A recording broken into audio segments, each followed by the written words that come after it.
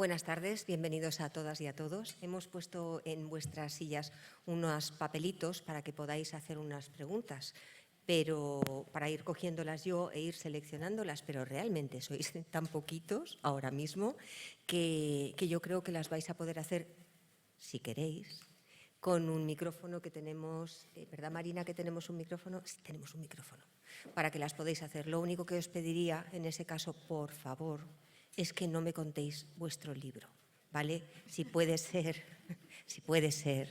¿vale?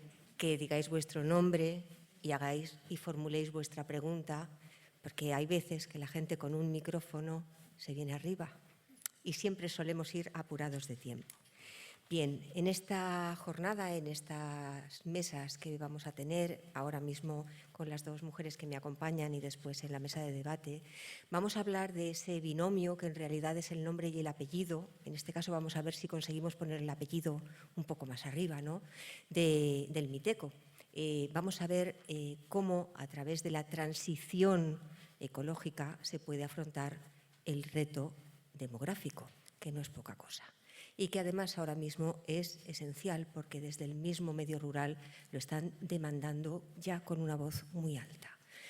Para poner en contexto y poder hacer luego la mesa de debate, están aquí conmigo, a mi derecha está Juana López Pagán, que es la directora general de Políticas contra la Despoblación. Y a mi izquierda está Mercedes Molina, que es catedrática emérita de Geografía Humana de la Universidad Complutense de Madrid. Vamos a empezar con Juana, que va a contarnos cómo va la aplicación de esas 130 medidas frente al reto demográfico y la importancia de conseguir una transversalidad para poder aplicar esas políticas para hacer frente a este reto demográfico. Juana, cuando quieras. Lo tienes allí. Fenomenal. Bueno, pues muy buenas tardes a todas y a todos. Yo sí creo que tenemos una sala bastante potente, con gente joven además, que decíamos, eso sí, ¿verdad, Mercedes? Estupendo. Y con mucha gente, bueno, intergeneracional, que se trata de eso también, el reto. Más jóvenes. Más jóvenes, claro que sí. Es verdad. Fijaros que me apetecía mucho estar aquí con Sandra, que no la tenía el placer de conocerla personalmente y de poder también estar luego a lo largo de la sesión para coincidir también con personas que saben muchísimo más que yo. Entonces, a mí lo que me sucede en estos casos es que tengo bastante pudor a la hora de hablar de personas como son Mercedes Molina, a la que voy a intentar dejarle el máximo de tiempo posible, y así yo os lanzo algunas reflexiones y algunas acciones que estamos impulsando desde el Ministerio de Transición Ecológica y Reto Demográfico, o como Jesús Casas, presidente de Traxa, que es una persona fundamental en lo que ha sido el desarrollo rural y sobre todo yo creo en no perder de vista la importancia que tiene que tener el territorio precisamente para un mejor desarrollo sostenible desde el término social, desde términos económicos, desde la perspectiva de género y, por supuesto, desde la generación de oportunidades. Y el hecho, hablaba con Sandra ahora un momentito, ella decía, es que se os ve poco. Dice, se os ve poco, se os debería ver más. Y yo le decía, es verdad, pero los medios habéis hecho que el tema esté en la agenda política. A veces es verdad que los medios lo lleváis un poco a la anécdota. Y yo le decía, bueno, ha habido una revolución para que el territorio esté y se quede en la agenda. Y cuando digo el territorio me refiero a municipios de menor población, también ciudades intermedias, no solamente las grandes ciudades. Nos tiene que importar qué es lo que sucede en el territorio, porque en ese territorio viven todavía muchas personas que lo están cuidando y gracias a que esas personas están ahí, pues los que vivimos en ciudades tenemos seguridad alimentaria y mejores oportunidades. Y nosotros debemos generar oportunidades para todas estas personas que viven en el territorio. Y decía también en la conversación con Sandra que se nos veía poco, pero yo le decía, sí, pero en muy poquito tiempo estamos haciendo muchas cosas o estamos intentando impulsar unos pilares para construir una política pública de cohesión socioterritorial en nuestro país. y una política pública que está impulsando este Gobierno. Porque es la primera vez que hay… ¡Ay, hola, Elena! Fundación Biodiversidad. Si es que esto es fantástico, gente súper comprometida haciendo cosas y colaborando para hacer cosas. Bueno, pues este Gobierno es quien decide elevar a unidad de ejecución la problemática del reto demográfico, la problemática de la lucha contra la despoblación y además se encuentra inserto orgánicamente en una de las vicepresidencias del Gobierno. Y yo creo que eso es importante, porque orgánicamente manda un mensaje de que esto también está en la agenda del Gobierno a nivel nacional. Y es verdad que los gobiernos locales, las comunidades autónomas, llevan luchando contra estas desigualdades a lo largo de mucho tiempo. Y es verdad que nuestro territorio, ese mundo rural, es diverso, es heterogéneo. Y nosotros, desde la Administración General del Estado, lo que tenemos que intentar es mirarlo con mucho respeto, sentarnos, dialogar, consensuar e intentar, precisamente, que pueda haber una transición ecológica, que creo que no es ninguna opción, es una obligación, pero que sea una transición ecológica que también esté consensuada con las necesidades que tiene nuestro territorio, nuestro mundo rural. Eso hizo que hace ya más de un año y medio el conjunto del Gobierno, no solamente esta Dirección General y la Secretaría General, ni siquiera la propia Vicepresidencia tercera del Gobierno, sino el conjunto del Gobierno, adoptaron un plan de 130 medidas. En el programa, ¿no?, me habéis dicho que diga algunas cosas del plan 130 medidas. Y eso, yo acababa de llegar al Ministerio. Yo acababa de llegar con Filomena, de hecho. Estaba allí y me dijeron, tienes que ir a tomar posesión, y luego me tuve que dar 4 días en casa porque no había manera de llegar al Ministerio. Y cuando llegué, éramos un equipo muy pequeño, vamos creciendo, José Ramón va a estar también José Ramón Picato está en la mesa de después, hemos ido creciendo en el equipo, pero teníamos un desafío y es que en menos de 2 meses teníamos que intentar sacar adelante un plan con medidas, con políticas públicas y que tuviera además un compromiso presupuestario por parte del conjunto del Gobierno, y eso significa por parte de los diferentes ministerios. Y eso no es fácil, pero lo logramos. Al menos un primer paso con este plan 130 medidas, con un ámbito temporal por ahora de 3 años, porque este plan de 130 medidas se hizo en el mismo momento en que el Gobierno estaba negociando el plan de recuperación, transformación y resiliencia. Y era el momento para que en esa planificación, en ese mecanismo de recuperación, el territorio no volviera a quedarse fuera. Es decir, que se diseñaran medidas con esa perspectiva. Y con esa perspectiva aprobamos en la Comisión Delegada de Reto Demográfico, que es, como yo siempre digo, como un consejo de ministros y ministras bis, están ahí, a ese nivel, hablando de territorio, conseguimos sacar adelante este plan de 130 medidas con un compromiso presupuestario de más de 10.000 millones de euros puestos al servicio del territorio. Y donde a nosotros nos corresponde, desde la Secretaría General y desde la Dirección General, hacer el seguimiento y hacer el impulso de otras nuevas medidas que, como tú bien decías ahora, transversalicen una actuación que no solamente puede estar en una unidad ejecutiva, sino que tiene que abordar diferentes palancas, desde evidentemente las medioambientales, pero también las que tienen que ver con el emprendimiento, con el turismo, con la agricultura, con la movilidad, con la vivienda. Y ese es el plan 130. Como yo no tengo mucho tiempo, yo os hago así un pequeño esbozo. Ese es el plan 130.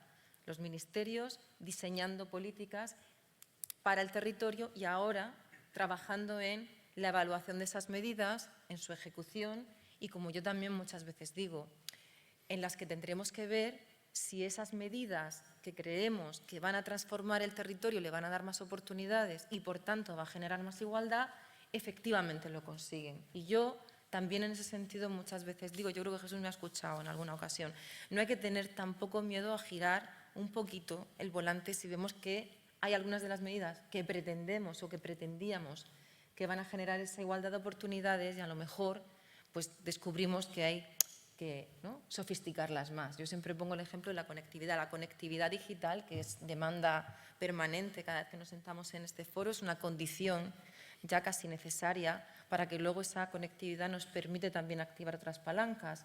España es un país enormemente conectado en banda ancha, nos queda un poquito, la agenda digital en el 2025 va a hacer que tengamos una conectividad en el 100% del territorio y tendremos que ver también cómo la tecnología y la conectividad se ponen al servicio para que eso sea realmente un espacio de generación de oportunidades. Me quedan 2 minutos. Vaya tela. Bueno, pues estos 2 minutos los voy a dedicar a contaros que además de ese ejercicio de verdad transversal con muchísima complicidad de muchos ministerios, tenemos que seguir acertando en cómo definimos cuál es el territorio reto. Porque el territorio reto es el mundo rural, pero el territorio reto es la cohesión socioterritorial, es la vertebración del territorio, es la ordenación del territorio, es lo que sucede entre lo rural, lo intermedio y lo urbano. Y eso también es un cambio de narrativa y de lógica. Ni lo rural está al margen del urbano, ni lo urbano puede no respetar a lo rural.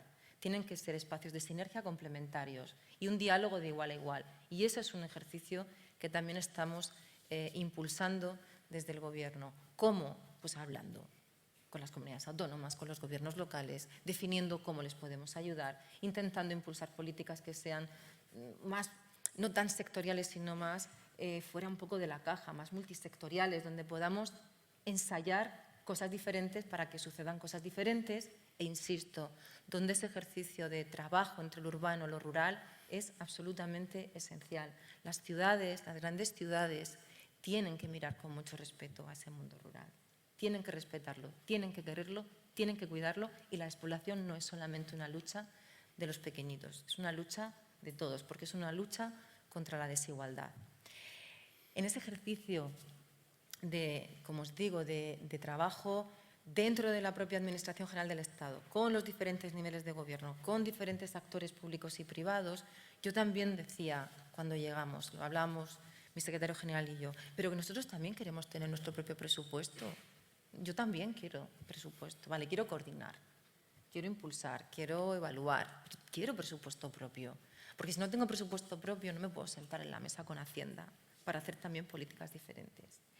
Y en menos de 2 años hemos pasado de tener 16 millones en el presupuesto de la Dirección General, insisto, los 10.000 millones es conjunto del Gobierno, 16 millones de la Dirección General, de la Secretaría General, a estar de cara al año que viene, para los presupuestos del año que viene, presupuesto propio en más de 270 millones de euros.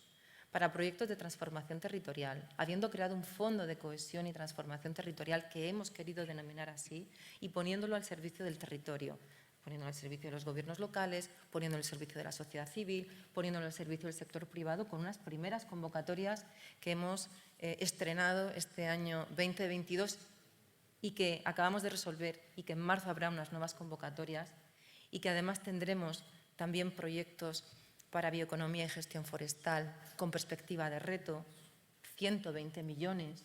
También vamos a lanzar convocatorias e iniciativas sobre capacitación digital en el ámbito rural y todo eso, como digo, también desde la lógica que tenemos, como a veces decimos en el equipo también, el derecho a ensayar, insisto, para definir nuestras propias políticas. Me he pasado. No, tranquila. Termino. Muchísimas gracias por a la organización, a CONAMA, a mi equipo también por organizar esta sesión tan interesante con gente con la que yo creo que vamos a aprender todos muchísimos.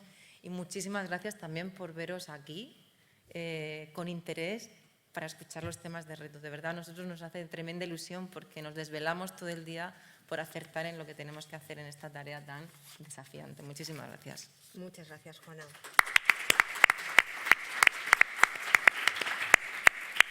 Mercedes, te toca. ¿Cómo geografía humana, ¿vale? ¿Cómo se ve desde esa cátedra el hecho de que la España despoblada se pueda ver como un territorio, entre comillas, recurso?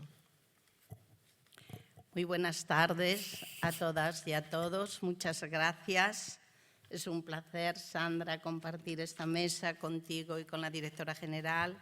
Expreso mi satisfacción porque este congreso integre políticas ambientales y territorio con una significación especial hacia los territorios despoblados y desfavorecidos, y mi gratitud sincera a CONAMA precisamente por su invitación, que me permite compartir mis reflexiones con compañeros, amigos muy entrañables que van a participar en el día de hoy y sobre todo con todos ustedes que manifiestan su interés por estos problemas.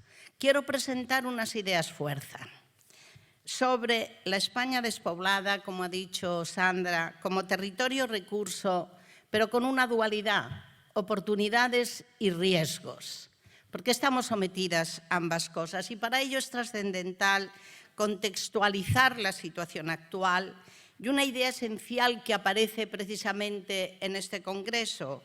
¿Por qué hemos atendido más a ciertas zonas urbanas que a rurales? ¿Por qué ahora hablamos de cambio? A efectos precisamente de poder afrontar con rigor las estrategias futuras. España, a través de un proceso evolutivo económico y social, sobre todo desde nuestra entrada en la Unión Europea, ha forjado un Estado cada vez mejor y más próspero, aunque los periodos sucesivos de crisis y salidas de la crisis que hemos vivido han introducido discontinuidades temporales e incluso pérdida de peso en el seno de la Unión Europea, descubriendo precisamente nuestros puntos vulnerables, probables responsables de haber mantenido un statu quo. Sin embargo, cada vez son mayores los desequilibrios y desigualdades socioterritoriales, aumenta el descontento social y algunos territorios se rebelan. ¿Qué ha pasado? Nuestra prosperidad ha derivado de un modo de producción, de crecimiento económico intensivo, con objetivos a corto plazo, medidos por el valor del PIB, renta y empleo, y sobre niveles territoriales de Estado y comunidades autónomas que han enmascarado problemas internos muy graves, vinculado a un modelo territorial de concentración de la inversión, del empleo, de los servicios, de las oportunidades y de la población en la gran ciudad, configurando sistemas metropolitanos tradicionalmente considerados los pilares de una economía. Sus efectos de este modelo territorial y económico sobre la convergencia de nuestro Estado y comunidades autónomas con regiones europeas por el criterio elegible de renta ha sido efectivo. Pero, sin embargo, esa convergencia no se ha proyectado en todos los territorios, no ha determinado una verdadera cohesión socioterritorial ni ha tenido iguales repercusiones. Dos flashes para ustedes de información en esta breve exposición. Cataluña y Madrid aportan casi el 38% del valor del PIB español. Es una gran polarización de nuestro crecimiento económico, pero a la vez, y quiero subrayar esta idea, está detectando la escasa utilización del potencial que tienen otros territorios.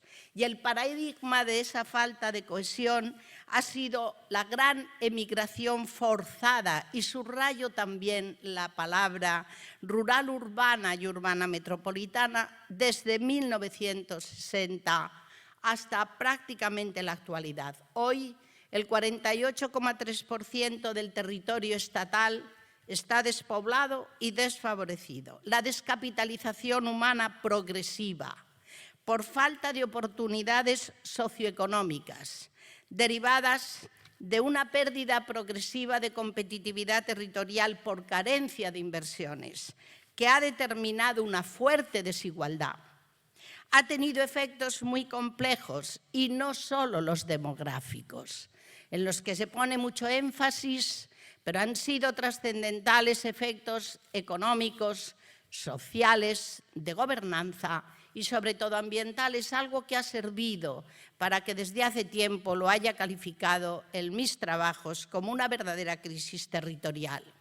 Este grave problema fue significado en el primer Congreso Nacional de Ordenación del Territorio de 1978. está en nuestra Constitución en los títulos 7º y 8º. Lo significó la Unión Europea en su programa marco en el periodo 94-99. Señalaba territorios de la España interior para invertir en infraestructuras, patrimonio y medio ambiente, sobre todo en regiones de Objetivo 1. Había investigaciones muy sólidas, a veces ignoradas. Y curiosamente, no solo se ha mantenido, sino que hemos reforzado esta situación. Por fortuna, asistimos a cambios recientes, sobre todo sociales, que han impulsado nuevos compromisos políticos. Y lo hemos tenido aquí de una manera muy clara, con la exposición de una directora general que en su corto, o de una dirección general, en su conjunto, que en su corto espacio de tiempo ha avanzado enormemente, aunque tenga por delante todavía un gran reto. ¿A qué obedecen estos cambios? A la conciencia mundial, esperemos que no retroceda, cada vez mayor, de que el éxito del crecimiento económico medido por criterios tradicionales de PIB, renta y empleo, sin determinar costes y retornos ambientales, tanto globales como locales, es parcial.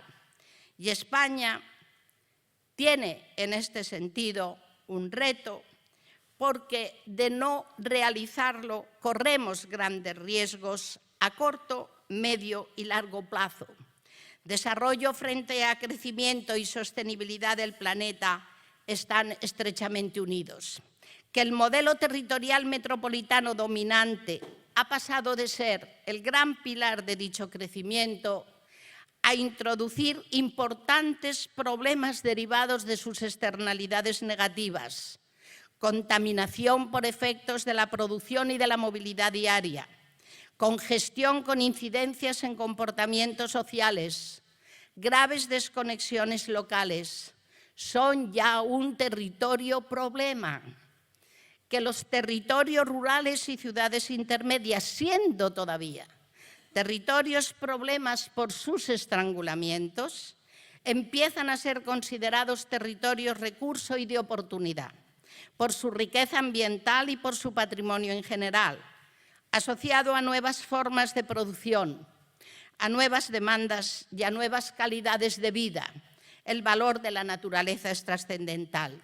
Que la dualidad territorial, concentración, desertización, no es sostenible desde el punto de vista ambiental, no es justa socialmente ni es eficaz económicamente.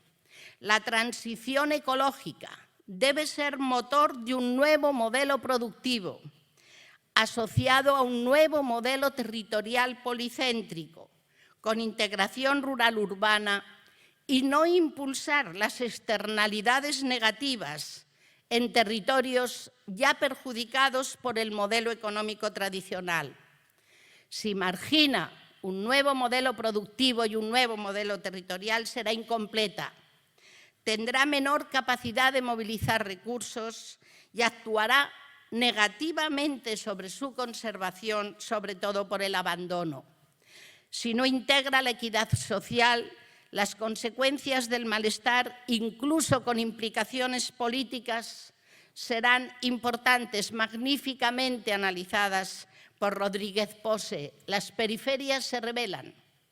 Debemos identificar los desafíos a los que nos enfrentamos para no volver a pasar por alto los efectos económicos, ambientales, territoriales y sociales de la escasa utilización del potencial endógeno.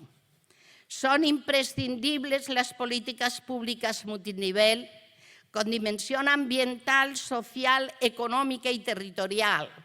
Estas últimas poco integradas todavía. ¿Para qué? Para visibilizar realidades territoriales complejas del mundo rural y dar voz a la sociedad local, que después mis compañeros van a desarrollar de una manera mucho más expresa.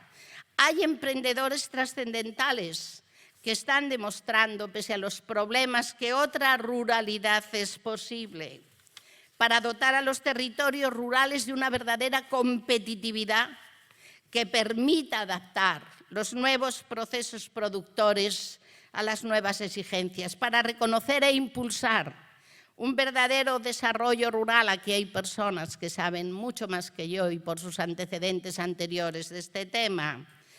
Un desarrollo rural sostenible asociado a la transición ecológica, pero con producciones diversificadas y muy sustentadas sobre las agrarias y forestales con generación de cadena de valor local, sobre todo industrial. La pandemia ha demostrado nuestras fortalezas con la producción de energías renovables, pero ojo, no en exclusiva, y evitando los conflictos de uso con otras actividades, sin olvidar que el turismo sostenible cultural puede jugar un importante papel o que queden territorios como custodios de una tierra para generaciones futuras. Para lograr todo eso, la ordenación del territorio es imprescindible.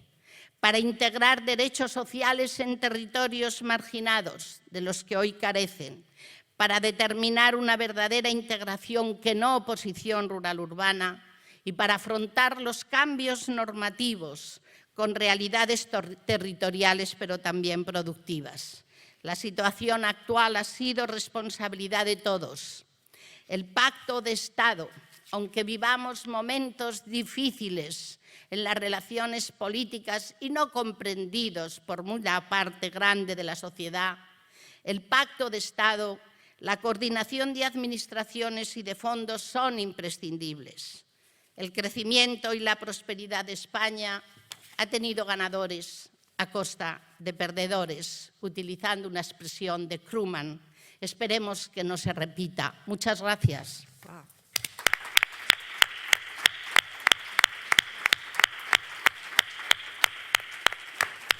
Francamente, muchas gracias. Es realmente una puesta en contexto para que todos sepamos de qué hablar en la mesa de debate que viene a continuación. Así que realmente muchísimas gracias a las dos. Gracias por el entusiasmo, especialmente a ambas. Y voy a llamar a las personas que van a estar en el debate ahora mismo conmigo. Jesús Casas, presidente de Traxa. José Ramón Picatoste es técnico de la Subdirección General de Análisis, Planificación y Coordinación de la Dirección General de Políticas contra la Despoblación de la Secretaría General para el Reto Demográfico del Ministerio para la Transición Ecológica y Reto Demográfico. He tenido que coger aire. Bien, Fernando Valladares, profesor de investigación del CSIC, Elvira Marín, de la Asociación Albelal, y Amanda del Río, directora técnica de la Fundación Global Nature.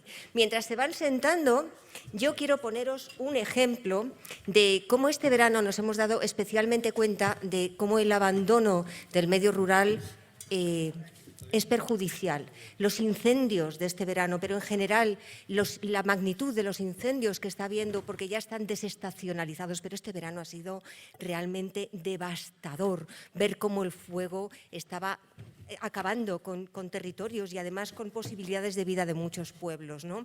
Si atendemos a los datos del Miteco, que son provisionales, se han quemado más de 265.000 hectáreas.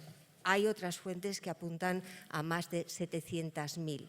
El coste de sofocar esos incendios, hay algunos que el coste es mayor, pero solo el coste de sofocar esos incendios llega a 10.000 euros por hectárea. Haceros una idea de la magnitud de apagar el fuego. Solo apagarlo son más de 2,5 millones de euros provisionales. El Gobierno, el Consejo de Ministros ha aprobado ahora solo para 3 incendios, los más gordos en Castilla y León y en Extremadura, 1.300.000 euros para restauración, pero eso es una cosa de años y hay mucho más territorio devastado. Por fin, este año, con esta tragedia realmente, muchas personas se han dado cuenta de lo importante que es que haya personas en el medio rural, que haya personas en el pueblo que antes se han ocupado siempre de estos territorios, de mantenerlos, que haya una gestión forestal, que es de lo que habla esta transición ecológica, para que realmente haya un equilibrio, para que no haya tantas desigualdades. Bien, pues de esto es de lo que nos van a hablar las personas que tengo ahora mismo a mi lado. Vamos a empezar contigo, Jesús, si te parece, ¿vale? Hablaba ahora mismo con Juana, hablaba de esas 130 medidas. ¿Cómo se pueden conseguir esas políticas transversales para que este binomio de transición ecológica, vosotros estáis haciendo trabajos en este sentido de coordinación de territorios, de gestión de territorios, de proyectos para que los territorios consigan esa gestión de la naturaleza que permita que haya oportunidades en el medio rural. Muy bien. Bueno, buenas tardes a todos. Yo primero, Sandra, lo que quiero es felicitarte, porque la semana pasada te dieron la encomienda del mérito agrario. Trataba de estar ahí, no pude estar en el último momento, discúlpame. Y la primera ocasión que me encuentro, pues quiero felicitarte porque, en fin, a no todo el mundo se le reconoce la encomienda del mérito agrario. Y yo creo que es una encomienda muy singular, porque no es el modelo tradicional que tenemos de persona que está dedicada al agrario la que se le han dado, y evidentemente muy merecida. Muchas gracias. Bueno, yo no sé si estoy aquí por mi vida presente o por mi vida pasada. Esto es un poco complicado, ¿no? Porque uno lleva ya 40 años en la Administración, 25 en conservación pura y dura, en parques nacionales, y 15 en temas de desarrollo rural, y ahora algún tiempo en una empresa pública que está destinada al medio rural. Con lo cual me cuesta mucho ponerme en el papel en el que estoy y me cuesta mucho hacer una consideración objetiva, ¿no? Transición ecológica y reto demográfico. Bueno, yo creo que son cosas distintas, sinceramente. Cosas distintas, aunque no distantes, pero creo que a veces, con el esfuerzo que hacemos en poner todo junto, lo que conseguimos es crear mezcolanzas donde las cosas no están claras. A mí me parece que tenemos un problema, estamos en el CONAMA y tenemos un problema planetario global que hay que afrontar desde la transición ecológica y no nos queda otra, y de esto Fernando sabe infinitamente más que yo lo habla.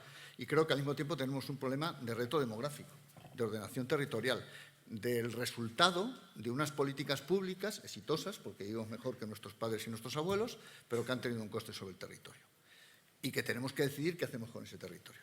Lo podemos dedicar a esto que has planteado, o lo podemos dedicar a otra cosa.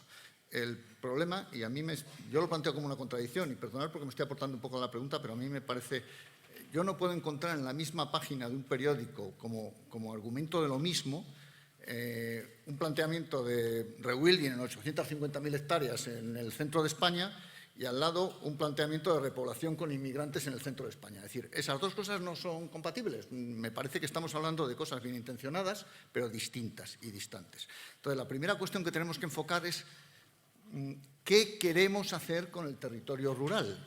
¿Qué queremos hacer con el territorio rural? ¿Cuál es el reto? ¿Cuál es el reto?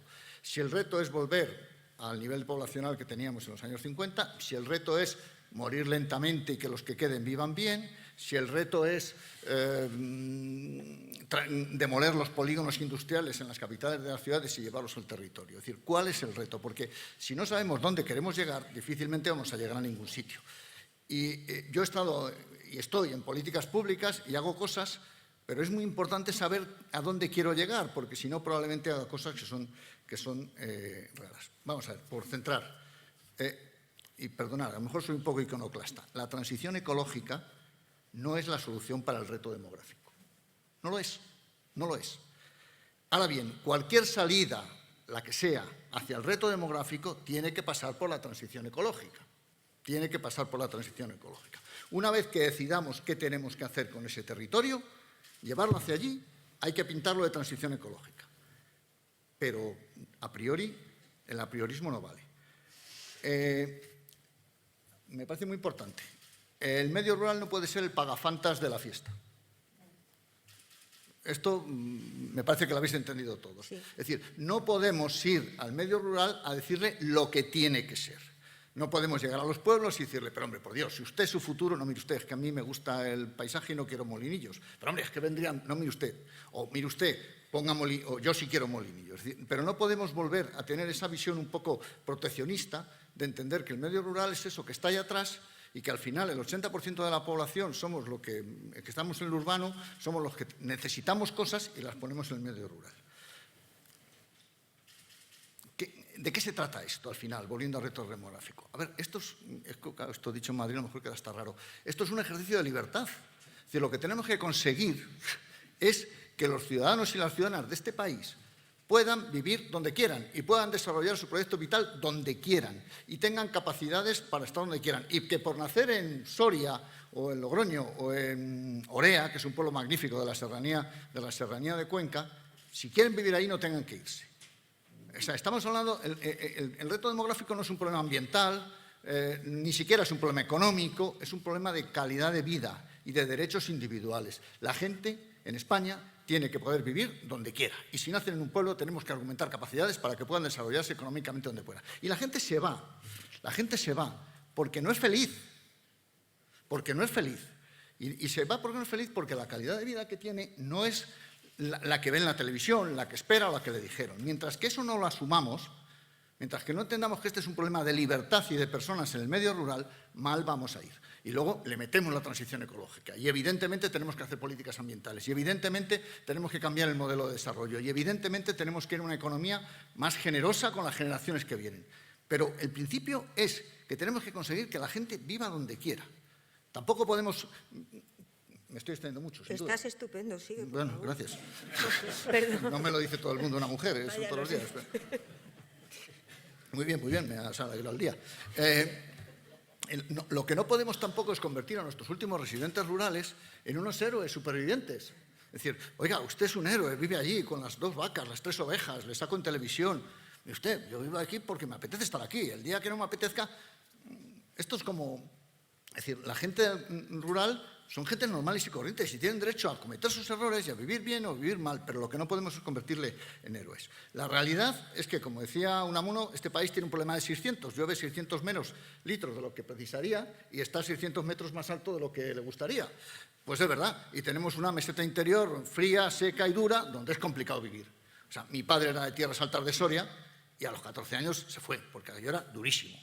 Y decía, mira, hijo, es que allí no se podía vivir. Bueno, pues de lo que trata es de que se pueda vivir el que quiera. Y el que no quiera, que se vaya. Tenemos casi 1.500 municipios de menos de 100 habitantes. En los últimos 50 años, prácticamente hay... En los últimos 50 años, España no se ha despoblado, ¿eh? En los últimos 50 años, la población española ha aumentado y mucho. Evidentemente hay algunas comunidades autónomas, Castilla y León, Extremadura, Asturias, que han perdido el 10% de la población, pero Canarias y Baleares se han multiplicado por 2, tienen el doble. O sea que no tenemos un problema de despoblamiento en el país, tranquilidad. No nos vamos a despoblar. Lo que ocurre es que hay otro modelo territorial. Y lo que ocurre es que en el momento que la gente ha tenido libertad y se ha podido ir del pueblo, se ha ido. También es verdad que la economía ha ayudado, ¿no? Y hemos puesto las fábricas donde nos ha apetecido ponerlas y hemos sido un modelo de concentración de actividad económica y hemos sido un modelo de deslegitimación cultural de lo rural. Es verdad, pero la realidad es la que está. Y luego tenemos un problema fundamental en el medio rural con no son 2 colectivos, sino 2 sectores de la población importantísimos. Primero los jóvenes y luego las mujeres. Los pueblos se cierran cuando se va la última mujer. Y además, curiosamente, es el sitio donde las mujeres son más importantes y el sitio donde estamos sometidas a mayor invisibilidad. Tienen una doble discriminación. Bueno, todo eso frente al capital natural. Hombre, estamos en un momento divertido, porque todos empezó hablando de los incendios. Os voy a descubrir un secreto a voces, y es que el rey está desnudo. Va a haber y va a haber más. O sea, no nos escandalicemos, va a haber y va a haber más. ¿Por qué? Porque nuestro medio natural no es natural. Es resultado de la actividad humana desde hace no sé cuántos años. Hace 10.000 años asomamos por encima de los Pirineos con el ganado y dijimos, por eso que es nuestro. ¿Y qué hicimos? Lo quemamos. Lo quemamos. O sea, mi abuelo era trashumante. Trashumante es un señor que va detrás del humo. Y va detrás del humo porque primero quema y luego va detrás del humo, según crece la hierba. O sea, no nos avergoncemos, lo quemamos. ¿Qué ocurre? Que hemos estado en un territorio que hemos manejado durante 10.000 años de una determinada forma. Ya nos estamos yendo. Y la naturaleza, que durante 10.000 años la hemos estado machacando, ahora hemos quitado el puño. Y está explotando. Y no la gestionamos. Y ni es posible gestionarla, porque no hay gente. Me voy a acabar. Ya está. Sí, porque he visto que tienes la solución pero a estoy por aquí. continuación. Sí, Sí, te sigo. Voy siguiendo el papel. Bueno, bien. perdonad. No, faltaría más. No te voy a decir más piropos. No me digas más. No, ya no más. Bien, pues José Ramón, te va a tocar a ti, ¿vale? Hablar ahora y explicarme si es posible que esa transición ecológica realmente genere algún tipo de oportunidad para la gente que no tiene en principio futuro y que se está yendo de los pueblos. ¿Se oye? No. ¿Ahora? ¿Se oye? No. Pero igual hay que apagar este. Hola. ¿Hola? No se te oye, pero te puedo prestar el mío. Sí. Gracias. Bueno, pues buenas tardes. Buenas tardes a todos. Le he prestado el mío. Se lo digo al técnico. Bueno, hablar después de Jesús Casas es complicado porque la visión tan global que tiene Jesús es difícil de alcanzar. Yo efectivamente me gustaría comentar algo centrándome en políticas ambientales y vínculo con reto demográfico. Efectivamente, reto transversal es un término sumamente transversal, lo hemos visto en las intervenciones previas, abarca multitud de aristas y factores y en el territorio es donde confluyen todos ellos, ¿no? De manera que las políticas ambientales son una parte importante de la ecuación, yo pienso, para solucionar o para abordar el reto demográfico. Y como ha dicho Jesús Casas, yo creo que el abandono del medio rural que ha venido sucediendo desde hace ya bastantes décadas, pues acarrea importantes consecuencias porque se ha dejado de gestionar el territorio, porque se han abandonado usos, porque se han abandonado aprovechamientos forestales, de montes, ganadería, etcétera, etcétera, ¿no? En definitiva, el paisaje ese que ha sido modelado a lo largo de siglos, si no milenios, sobre todo en nuestras latitudes, pues ha sido, digamos, ha dejado de tener ese factor de modelación y está respondiendo ahora y creando una serie de problemas que yo creo que las políticas ambientales abordan, de hecho, y ofrecen ciertas oportunidades para luchar contra la despoblación en España, ¿no? Y desde un punto de vista de ese medio territorial, de ese paisaje que estamos perdiendo, yo quería enfocar el problema a través de los servicios ecosistémicos que presta el territorio a las sociedades españolas, ¿no? A la sociedad en general y a España en particular. O sea, tenemos un capital natural muy valioso, hay una serie de servicios que muchas veces no están reconocidos o no están metidos en el circuito del mercado, que nos prestan a toda la sociedad el capital natural, el territorio y el paisaje, y se está perdiendo por el abandono rural. Entonces, en esa ecuación hay un elemento que es la población local que hacía esa gestión del territorio, que ya no lo hace, que es vital para luchar o para orientar ese mantenimiento de servicios ecosistémicos y luchar contra muchas de las amenazas que se plantean a nivel global, tipo incendios, tipo cambio climático, tipo erosiones, tipo desertificación, etcétera, etcétera. Entonces, como primera reflexión es pensar en que existe esa vinculación, aunque contradiga un poco a Jesús Casas, existe esa vinculación políticas ambientales, reto demográfico, que tendríamos que explorar porque puede ser beneficiosa en ambas direcciones, ¿no? Yo creo que existe mucho conocimiento y la gente que nos hemos dedicado a medio ambiente desde hace muchísimos años pues lo tenemos muy claro de que el papel de las poblaciones locales para ese mantenimiento de servicios ambientales es bastante evidente, ¿no? Pero es verdad que fuera de la comunidad de usuarios o de expertos ambientales, pues eso no está tan claro. Entonces ahí creo que hay mucha potencialidad para divulgar, digamos, y desbordar ese conocimiento a otros sectores que también las soluciones integrales de reto demográfico incluyen políticas ambientales y otras políticas. Entonces, bueno, la idea sería esa batería de políticas ambientales que está muy bien establecida a nivel europeo con toda la batería de instrumentos de planificación que cuelgan del Pacto Verde Europeo, estrategias forestales, de biodiversidad, de suelos, de la granja a la mesa, visión rural a largo plazo, etcétera, etcétera, y que tiene su transposición o su reflejo a nivel nacional también a través de una serie de estrategias y tal. En todos esos instrumentos hay una vinculación más o menos explícita entre esas políticas ambientales y los objetivos que persiguen y el reto demográfico, la lucha contra la despoblación. Entonces, el desafío ahora es, tenemos un marco, yo creo que es aceptable, de planificación estratégica y que eso lo que está permitiendo es priorizar los recursos.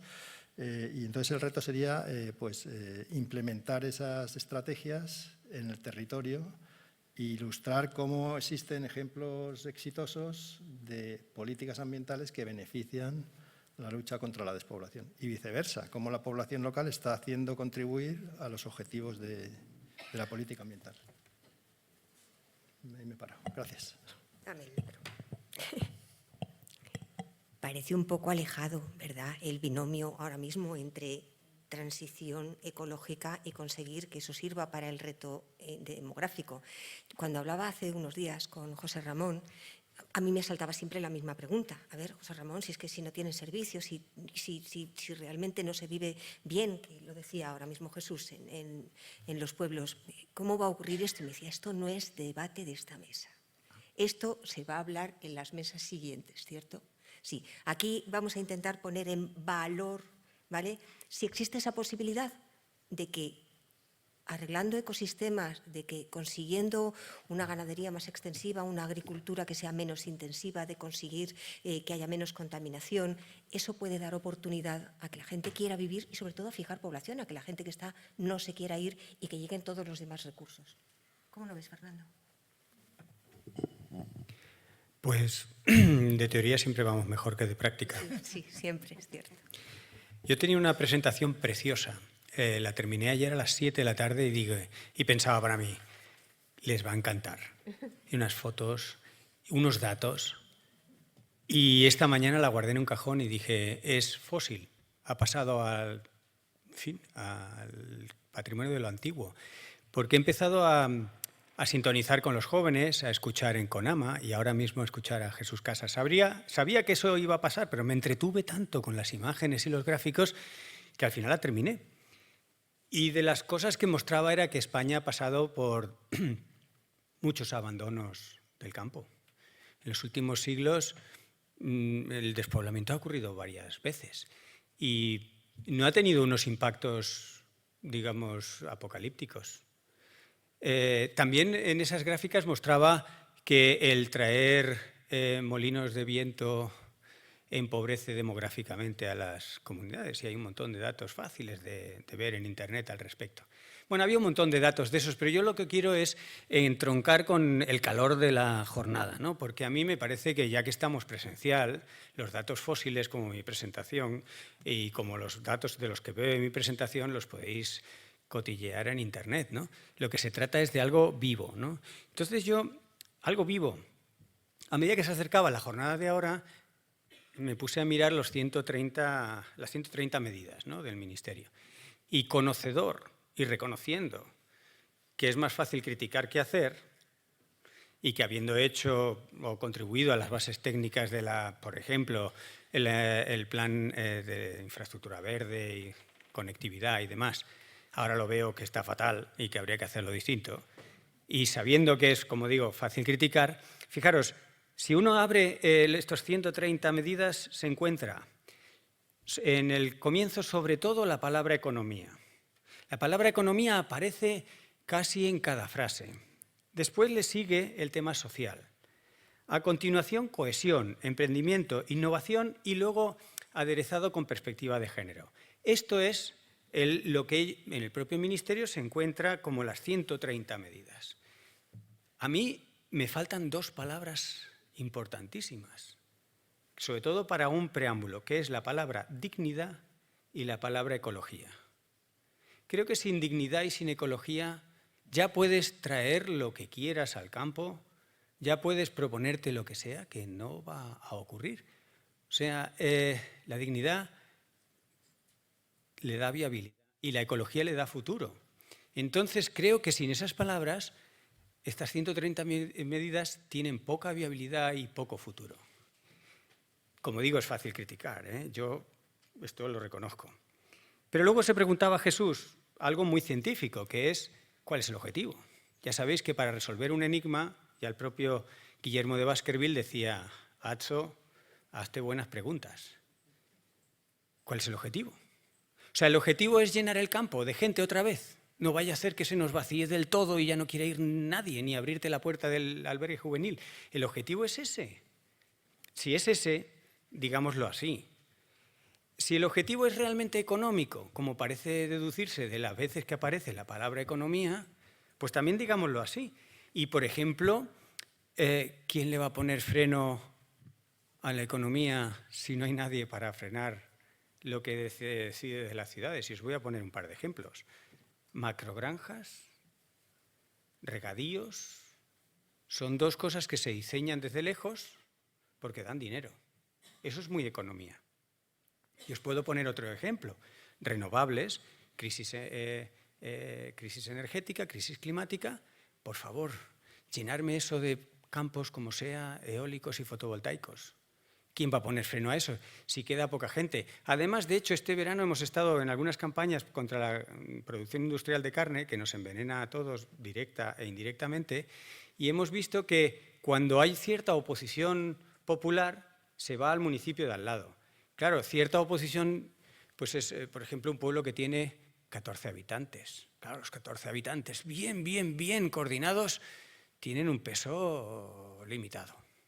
Se van a uno que tenga 7, o a uno que incluso el alcalde sea pedano y no se atreva ya a decir que no, o no se entere, o para cuando se entere el proyecto de la macrogranja ya sea una realidad.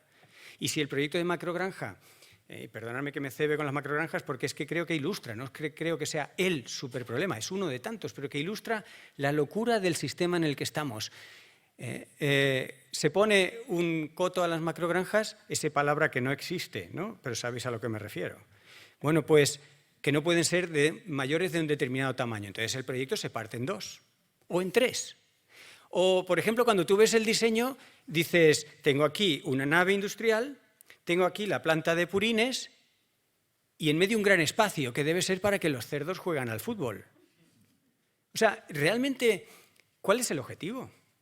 Cuando se ha hecho una propuesta desde la ciencia de las 10 razones por las cuales la producción industrial de granja de carne no está justificada porque producimos más carne de la que necesitamos con creces, porque se produce una carne de mala calidad que empobrece el medio ambiente, empobrece a las personas y nos envenena a todos, porque además es un foco de pandemias, porque además aumenta en un 20% las resistencias bacterianas, porque genera pobreza, desempleo, porque arruina el emprendimiento, que era una de las palabras, ¿no? ¿Quién quiere ir a un terreno donde huele a mierda? Pues cuando se les hace llegar a las personas responsables estas razones científicas argumentadas con artículos que no solo ocurren en España, se nos contesta poco más o menos que no, sí está muy bien. Hablo de autoridades autonómicas y de ahí hasta estatales. Y se nos comenta que no, sí está muy bien, agradecemos el análisis, lo compartimos, pero como contribuyen con un porcentaje elevado del Producto Interior Bruto, o sea que realmente lo de que aparezca tanto en la economía sí que tenía algo que ver. ¿Pero qué economía? Una economía que no va muy lejos. De hecho, en algunos países de nuestro entorno, por acabar con este ejemplo de las macrogranjas, se ha generado todo un ministerio para desmontarlas. Porque no solo hay oposición ciudadana, sino hay documentación científica que dice esto es muy mala idea y además no lo necesitamos. Nosotros estuvimos jugando con unos ecólogos, catedráticos de ecología, que por suerte a nuestra provecta edad todavía nos gusta jugar, y hemos hecho como 5 gestiones alternativas de la España diversa pero vacía en general, ¿no? Cada una de esas gestiones alternativas tiene objetivos y dificultades distintos. Y tendríamos que entonces la pregunta general de por qué hacemos todo esto, irla acotando un poco como ya decía Juan al principio, aprovechando esa diversidad que hay en el territorio. La España no es igual Soria que Castilla-La Mancha, no es igual Alcarria que Galicia, ni que Murcia, ni que la base de los Pirineos. Entonces, el tener alternativas ya abre un poco el horizonte, pero claro, cada alternativa tiene ventajas e inconvenientes y sobre todo puede servirnos para reflexionar y para ir afinando la pregunta de qué queremos. Le hemos llamado con nombres bastante ilustrativos. La alternativa 1 van de menos impacto o menos dificultad a más. Brazos cruzados. Brazos cruzados es no hacer nada. Hay algunas opciones políticas que apoyan, pues oye, ¿qué se le va a hacer? La segunda es paisajes congelados.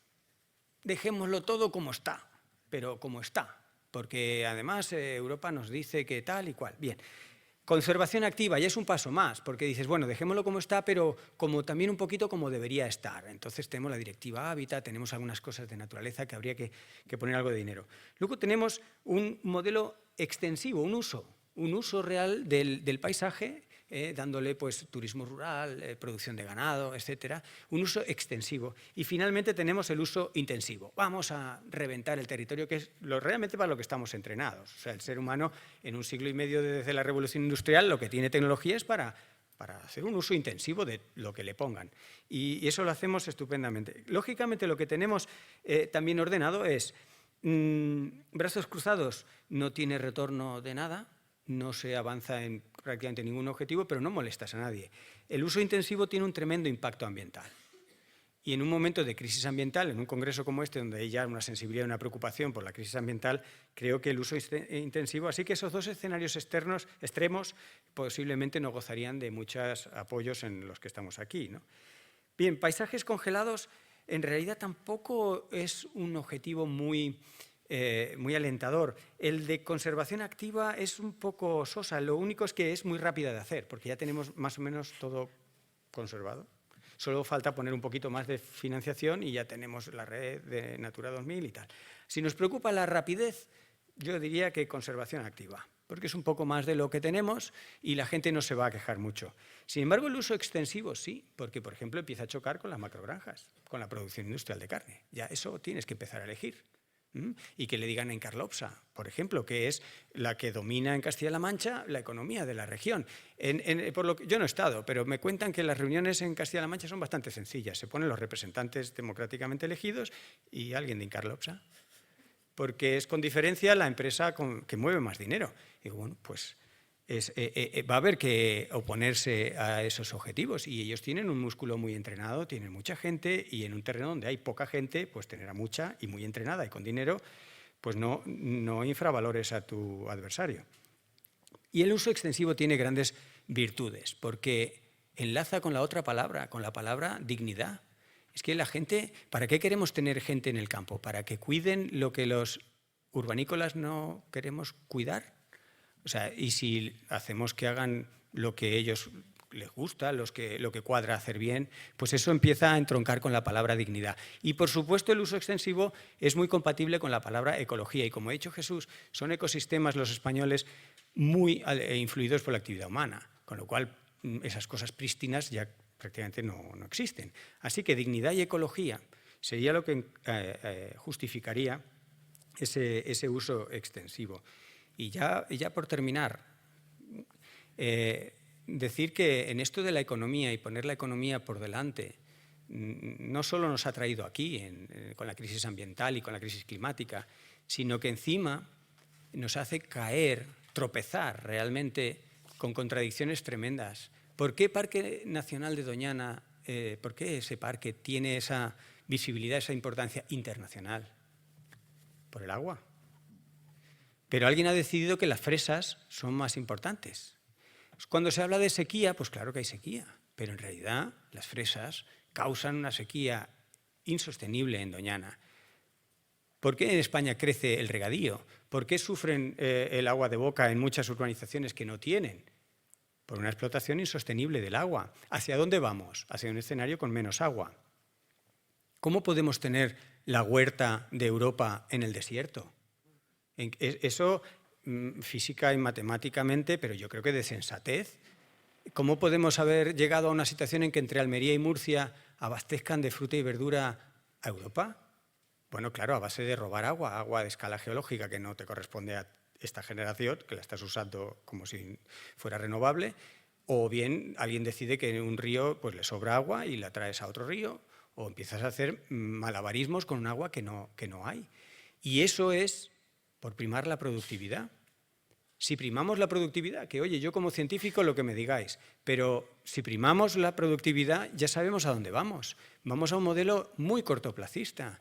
¿Qué tal si la palabra economía le quitamos fuerza? ¿Qué tal si quitamos una de cada 3 veces que mencionamos la economía? Porque además el Foro Económico Mundial, y no me paro nunca de decirlo, el Foro Económico Mundial confirma que la crisis económica no es económica. Es una manifestación económica de una crisis ambiental, dicha por economistas. Pues ¿a quién más tenemos que recurrir? Porque que lo diga yo, o Jesús, que tenemos un poquito de sesgo en esto del cariño por la naturaleza, pero que lo diga un foro económico, que la crisis económica no lo es, sino es una manifestación económica de una crisis de otra cosa, pues nos debería hacer recapacitar, ¿no? Y yo creo que la pregunta inicial no está bien respondida porque da vergüenza responderla. Y entonces se sortea con una colección de palabras y unos párrafos que suenan bien, pero que no terminan de contestar a la pregunta. ¿Qué queremos con esa España vacía? Lo dejo ahí. Genial.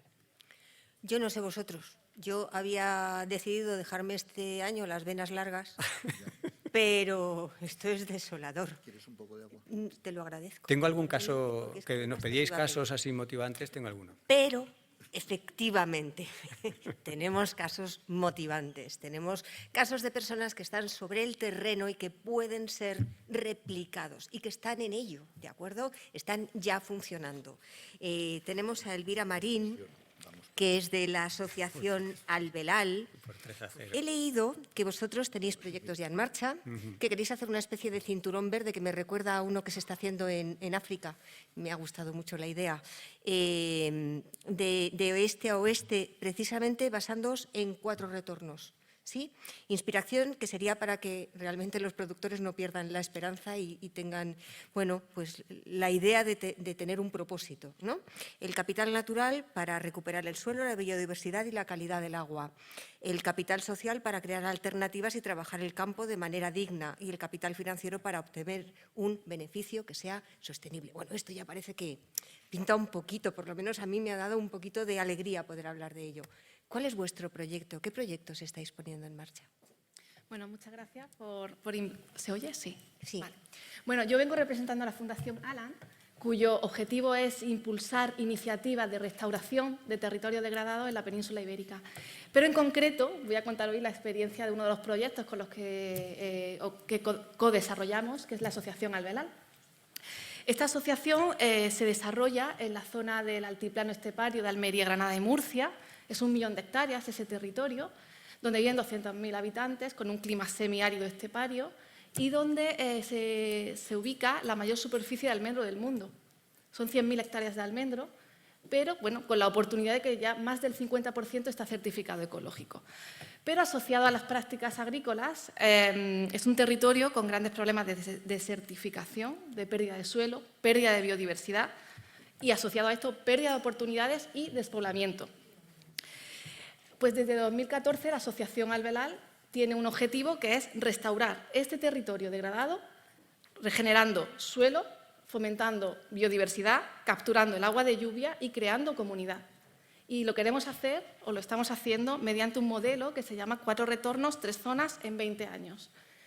Los 4 retornos que has comentado, el retorno del capital natural, agua, suelo, biodiversidad, retorno del capital social, creación de empleo, creación de un bienestar social en las zonas rurales, el retorno del capital financiero con esos ingresos económicos para dar dignidad al agricultor, al ganadero o a cualquier persona del medio rural, y retorno de la inspiración, tanto de la inspiración de la población local como de crear un ejemplo para que otros territorios puedan implementar. Entonces, bueno, pues trabajamos con esos 4 retornos en 3 zonas: la zona natural, la zona agrícola y la zona económica.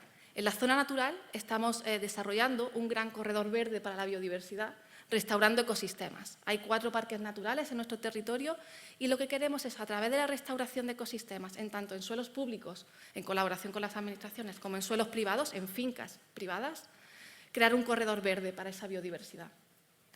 En la zona agrícola estamos fomentando la agricultura, estamos apoyando a los agricultores a hacer una transición de la agricultura ecológica hacia la agricultura regenerativa.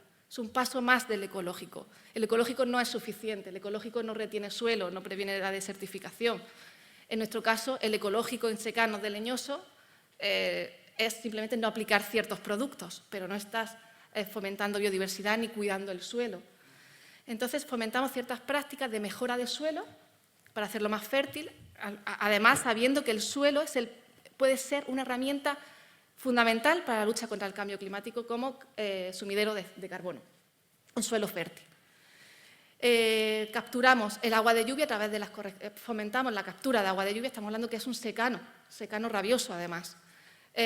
capturando agua de lluvia a través de prácticas hidrológicas, de charcas, de zanjas de infiltración, de cultivo en línea clave. Y además fomentamos acciones para mejorar la biodiversidad, como son los setos de biodiversidad, o las propias charcas pueden servir para puntos de agua para esteparia, etcétera. Y, por último, la zona económica. Lo que estamos fomentando es la puesta en marcha de empresas que le den valor a esos productos que salen de esas fincas en las que los agricultores se esfuerzan por hacer esas prácticas. Esas empresas le están pagando un precio al agricultor mayor que solamente ecológico. Y a cambio están vendiendo esos productos en unos mercados muy específicos, que son los mercados donde se le da valor al producto regenerativo, que además fija población y crea comunidad. Bueno, pues para nosotros la agricultura regenerativa puede ser una oportunidad para crear ese retorno financiero, pero también para fijar población. La transformación de productos en la zona localmente que nos estaba dando hasta ahora es fundamental. Y la restauración de ecosistemas también es una oportunidad para creación de empleo en las zonas rurales. Además, nosotros hemos puesto en marcha un proyecto que se llama Manifiesto por un territorio regenerativo. Eso ha sido un proyecto desarrollado en un Living Lab, en donde han participado más de 60 diferentes agentes sociales del territorio y cuyo objetivo es que los 79 municipios en los que actuamos firmen ese manifiesto en sus plenos para poder tener la masa crítica suficiente para realmente que empecemos a hablar de la agricultura regenerativa o de la regeneración de territorio como herramienta ante el cambio climático y como oportunidad para los territorios rurales. Bueno, no sé si las políticas públicas son la solución al reto demográfico, pero sí sabemos, para nosotros es necesario un cambio sistémico, un cambio en el sistema. Un cambio en el sistema de producción, pero un cambio en los consumidores también. Y ese cambio tiene que venir de la población local, porque en cada territorio será diferente el cambio que se necesita. Y sobre todo de una creación de una visión conjunta entre todos. O sea, no es cuestión de que alguien venga a decir cuál tiene que ser el futuro de un territorio rural. Es que esa visión de esos territorios rurales tienen que estar co-creados por la propia población. Y nada más. Muy bien, muchas gracias. Francamente, ya vamos teniendo un poco de más ánimo. Bien, quería contaros una cosa, es un poco personal, pero bueno, da igual. Ayer se entregaron, la inauguración coincidió con la entrega de los premios CONAMA 2022, ¿vale? Y se entregó uno de los premios a un gran amigo mío, que es un apicultor, trabaja en una aldea muy chiquitita, ¿vale? En Galicia, en la montaña lucense. Él, por romanticismo, dejó la ciudad en la que vivía, que era Oviedo, y se fue aquí a reconstruir la aldea de su abuelo. Y entonces ha conseguido un proyecto espectacular de educación ambiental, aparte de que hace miel artesana, que ha conseguido el premio a Mejor Miel de España. Él está que no se lo cree, de verdad, porque todo le ha venido junto. Mejor Miel de España y un proyecto de educación ambiental a través de un jardín de polinizadores. Es para poner en valor el trabajo que hacen los polinizadores y lo importantes que son en nuestros ecosistemas, en todo tipo de ecosistemas. Y bueno, pues recibió el primer premio a un proyecto en un proyecto de una localidad de menos de 5.000 habitantes. Pero tenemos aquí en la mesa a una asociación que consiguió ayer también el primer premio a un proyecto en localidades de más de 5.000 y de 20.000 habitantes, hasta entre 5.000 y 30.000. Amanda, háblanos de ese proyecto y en general de lo que hace Global Nature, de lo que está haciendo para poder impulsar el que se pueda hablar realmente de cuál es el reto y cuáles son las soluciones a ese reto. Pues la Fundación Global Nature trabaja desde hace 30 años. Nuestro principal objetivo es la conservación de la naturaleza, así lo recogen nuestros fines fundacionales. Empezamos hace muchos años, yo creo que el proyecto por el que más nos conoce la gente es por el de la recuperación de la transhumancia, de las vías pecuarias. Ese es un proyecto ya viejo.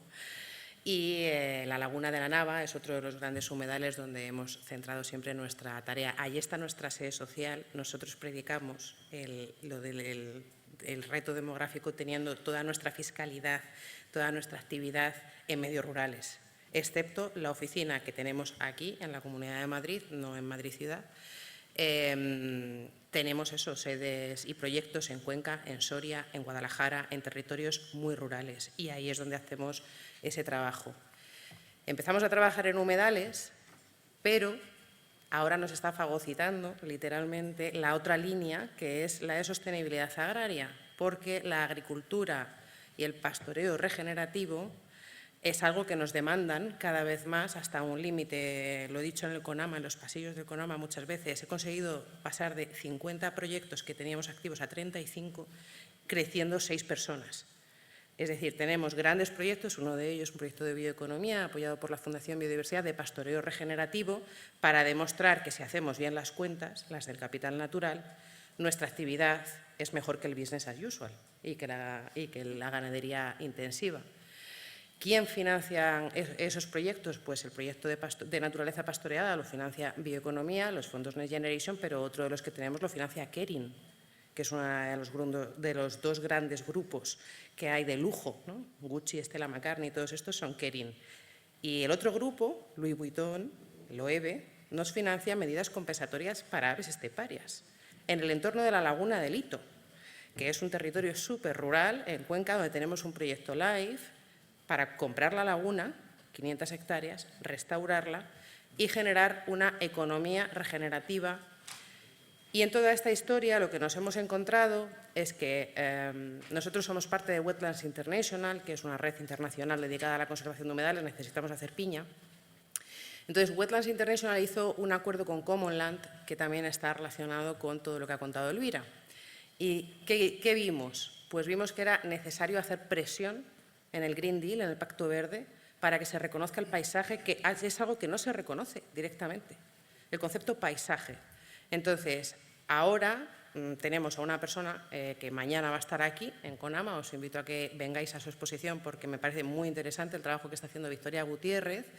Nos va a contar, viene de la COP de Egipto, se va a la COP de Montreal y va a ir de COP en COP y de Sarao en Sarao presentando ese documento donde demostramos que los 4 retornos, nosotros hemos puesto nuestro caso de los humedales de La Mancha, trabajando allí en 20 años, hemos conseguido pues este mismo ejemplo que contaba en el altiplano de Almería Elvira. Nosotros lo hemos trabajado en los humedales manchegos, en Tierra de Campos, y ahora estamos trabajando bastante en humedales costeros mediterráneos, que no tiene nada que ver el modelo, obviamente, porque estamos hablando de otro ecosistema, pero al final lo que conseguimos es utilizar la ganadería para gestionar la vegetación, entender el ciclo del carbono que hay detrás de la restauración de un humedal. Un humedal, cuando se deteriora, el Mar Menor, para que todos tengamos en nuestra cabeza una imagen de humedal deteriorado, emite gases de efecto invernadero. Un humedal, cuando se restaura, fija gases de efecto invernadero, con lo cual es una solución.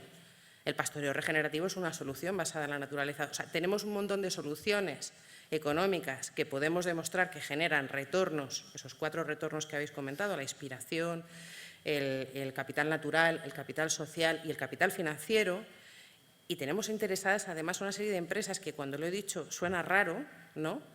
Pero esas empresas lo que están entendiendo es que les van a cambiar las reglas del juego, que sus cadenas de suministro van a tener que empezar a incorporar eso que se llama trazabilidad, y no tienen ni idea. En nuestro caso, trabajamos con Caprino, en el caso de Kering, y ellos nos contaban que tienen un modelo ahora nuevo de RSC, sostenibilidad, no sé cómo lo llaman ya, porque cada uno le van cambiando el nombre, pero lo que sí que tienen claro es que tienen una trazabilidad total desde donde compran la materia prima, pero no saben de dónde viene ese cuero, no saben dónde ha pastado esa cabra, no entienden el concepto de la cabra. Entra en un matadero, en el matadero sale por un lado la carne y por otro lado la piel, esa piel va a una curtidería, sector oscuro, del que es muy difícil saber nada, impactos severos, y a partir de ahí, ¿cómo calculan ellos su huella? Sí, esto ya lo hizo esta empresa con Puma, hicieron las cuentas de pérdidas y ganancias ambientales para entender cuánto dinero le debían a la naturaleza. ¿Y qué entendieron? Entendieron que la parte gorda de su huella es el consumo de tierra donde pastan las cabras, donde están, pues eso. Entonces dijeron, ¿cómo puedo yo reducir mi huella si yo no tengo control ninguno sobre mi cadena de suministro? Entonces, bueno, yo creo que hay ahora un movimiento ahí, precisamente, en las políticas, la propuesta legislativa que hubo este año, en junio, de la Comisión, que se llama Ley de Restauración de la Naturaleza, apunta en este sentido, precisamente, y los paisajes son esa escala, que yo lo llamo una escala significativa. Si hacemos buenas prácticas agrarias en fincas aisladas, no vamos a cambiar la deriva de la pérdida de biodiversidad. Necesitamos trabajar a una escala significativa para la biodiversidad y necesitamos empezar a entender qué pasa detrás de esa buena práctica agraria con el carbono, con el agua, con los polinizadores. Entonces, la Fundación, en lo que también hemos sabido, yo creo, que crear una buena base es juntándonos con la ciencia. Llevamos esa ciencia, la aplicamos en campo, nos juntamos con todas las empresas, las pequeñas, las grandes y las medianas, y trabajamos mucho la gobernanza en los territorios. Pilotamos, ensayamos e intentamos entender, pues, por ejemplo, con el Observatorio de Biodiversidad Agraria, cuáles son los indicadores que necesitamos para saber si mis buenas prácticas realmente generan algo. Es algo que también se debatió ayer aquí intensamente, los indicadores de impacto y los indicadores de desempeño. Yo puedo decir que he mejorado un 5% algo, pero el bicho se ha extinguido. Entonces, ¿de qué sirve que hayas mejorado un 5%? ¿Dónde está? O sea, es que no entendemos qué está pasando en los paisajes porque estamos trabajando a una escala a veces tan miope que no somos capaces de entender que en la escala del paisaje la deriva sigue siendo la que es. Y yo, a ver, no es por quitaros la ilusión, yo tengo la suerte y la fortuna de trabajar en la Fundación Global Nature, donde os digo que, pues eso, ¿no? Llevamos un equipo de 40 personas, todo este tipo de proyectos maravillosos, pero yo sí que tengo una cosa clara y es que empecé a trabajar en estos temas hace 20 años y los datos cada año empeoran, ¿no? O sea, cada año estamos un poco peor que el anterior.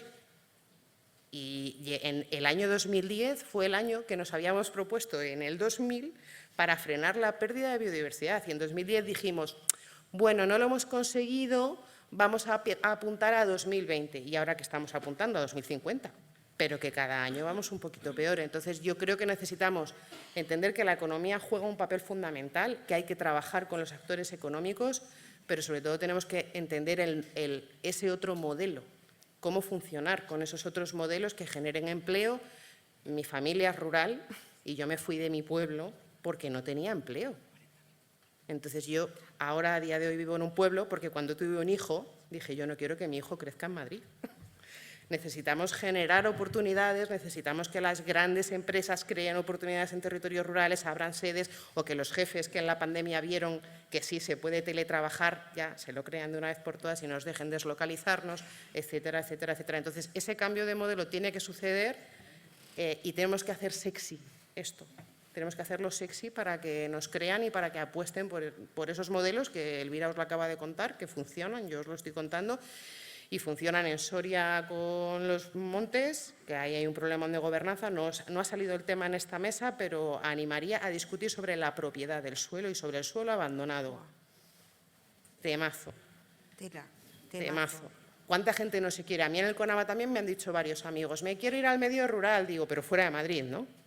Porque aquí no hay nadie que consiga suelo para hacer nada. Te tienes que ir a sitios muy pobres y muy abandonados y muy mal conectados para conseguir encontrar un suelo que te puedas permitir pagar.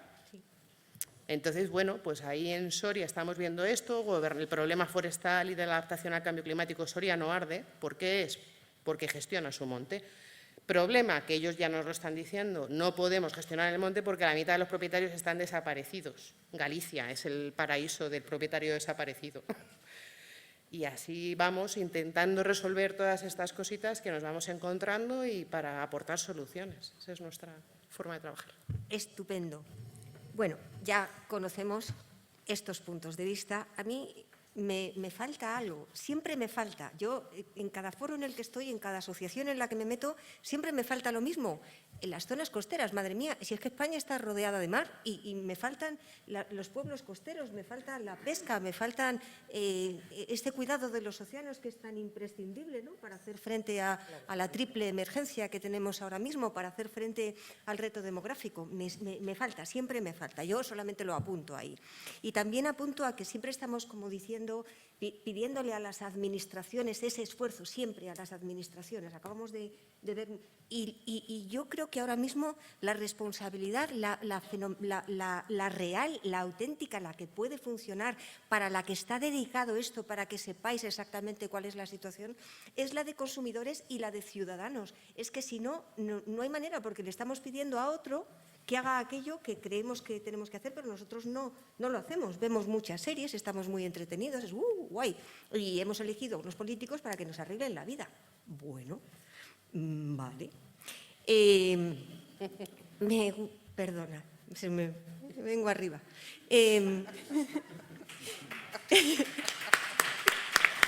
Bueno, después del meeting.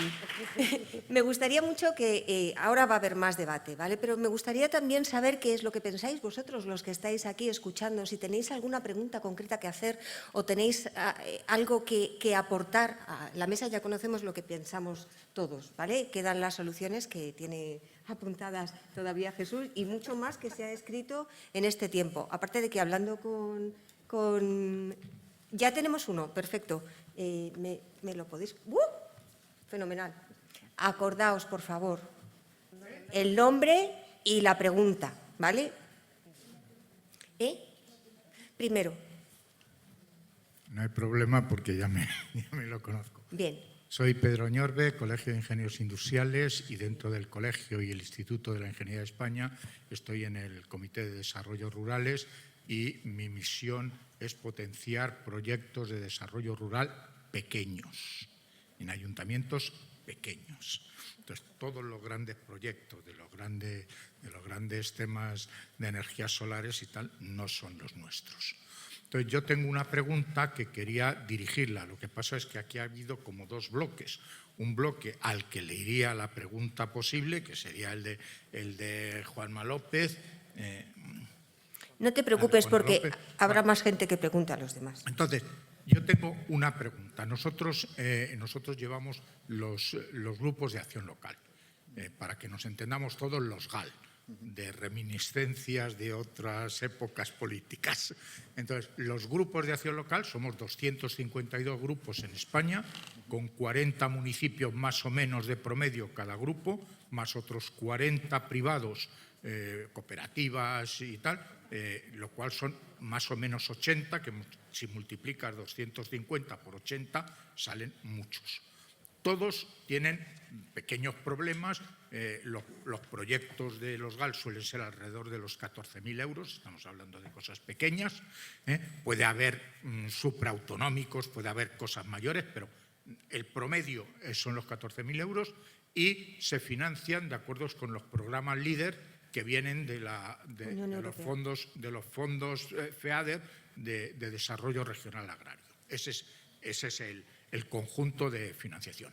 Pero no siempre podemos ir a estas financiaciones. Entonces, ha salido un proyecto de financiación que yo quería preguntar a los que tocan un poco la administración, pensando en el futuro del año que viene.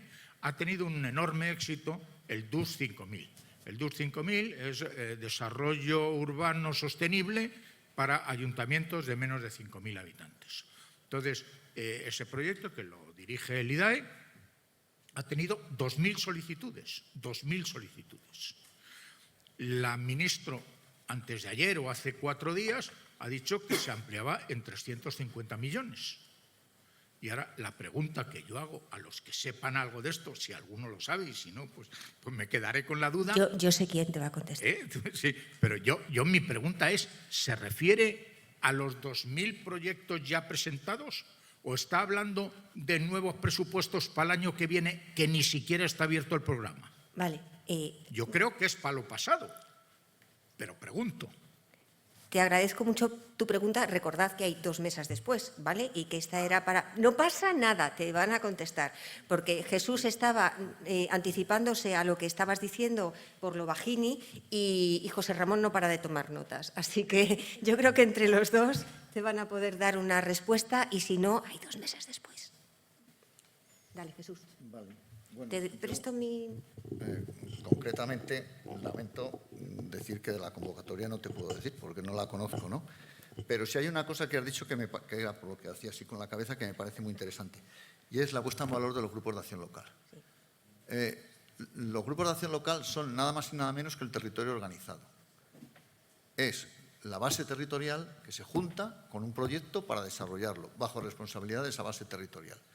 Y es el gran instrumento que existe en este país para conseguir dos cosas. Primero, desarrollo rural y segundo, tanto más importante, trenzar una alianza entre la conservación y el desarrollo, entre la conservación y la gente rural.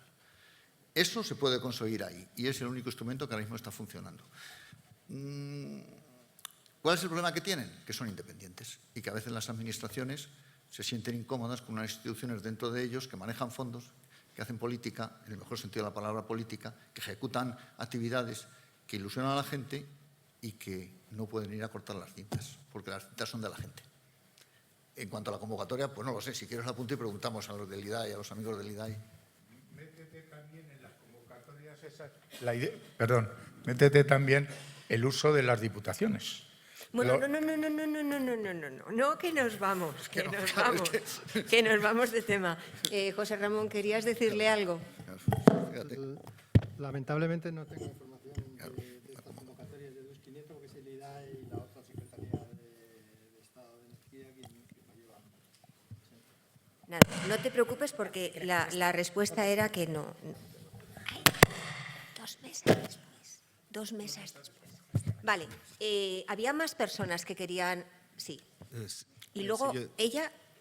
Y luego hay una chica que lleva 1 hora ahí con la mano levantada. Yo tenía 2 cuestiones rápidas. Bueno, soy Ángel, trabajo en la dirección de una finca agraria con unas 800 hectáreas agrícolas y unas 1.400 forestales. Y vivo en un pueblo de menos de 2.000 habitantes desde hace 2 años, después de 40 años viviendo en una ciudad. Y me gustaría preguntar, en este caso a José Ramón, que creo que puede atender la respuesta. Se ha estado hablando de políticas públicas. Estudié ciencias políticas y también he trabajado en una multinacional y sé la importancia que tiene dirigirnos al cliente final. En esas políticas públicas, ¿hay alguna muestra de la población a la que nos dirigimos? O sea, ¿está incluida una evaluación o un contacto con las personas de mi pueblo o del pueblo de otros? O con las 2 grandes referencias, me disculpáis los demás, pero creo que en esta mesa tanto Elvira como Amanda han dado ejemplos muy claros de que a lo mejor no hay que buscar tanto ni investigar tanto, a lo mejor hay que coger ejemplos como estos e intentar replicarlos. O sea que muchas veces en el mundo de la investigación nos volvemos locos investigando y no simplemente bajar a mirar lo que se está haciendo, ¿no? Entonces, ¿se tiene en cuenta este tipo de entidades? ¿O se tiene en cuenta a la población rural a la que dirigimos esas políticas públicas? Y la segunda pregunta,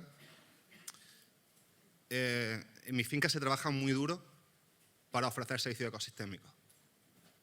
¿Para cuándo alguien va a poner en valor, va a poner un número a esos servicios ecosistémicos?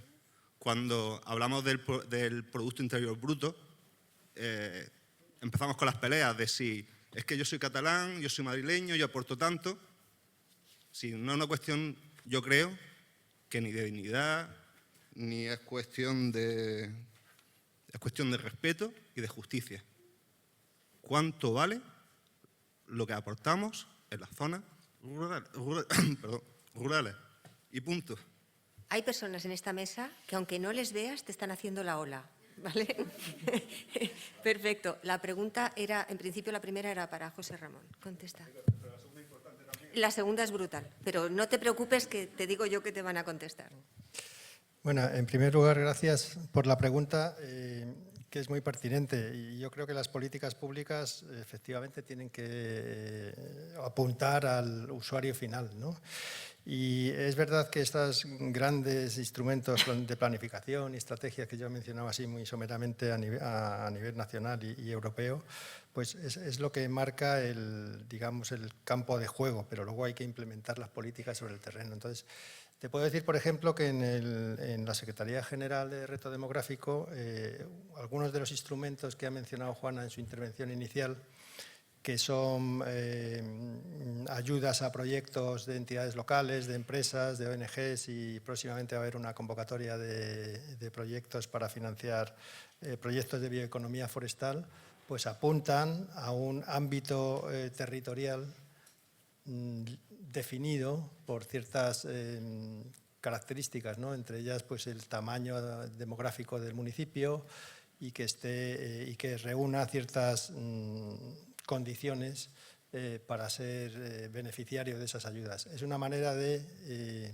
digamos, enfocar los instrumentos de ayuda sobre el terreno para financiar proyectos a determinados ámbitos territoriales, a enfocarnos en la población de esos territorios. No sé si te respondo a eso. Y un mínimo apunte que estoy seguro que Fernando va Se van a tirar en plancha. a tirar, pero estoy totalmente de acuerdo contigo que hay que hacer esa contabilidad integral de los servicios ambientales que presta la población rural y que luego nos beneficiamos todos, el conjunto de la sociedad. Eso es un tema muy pendiente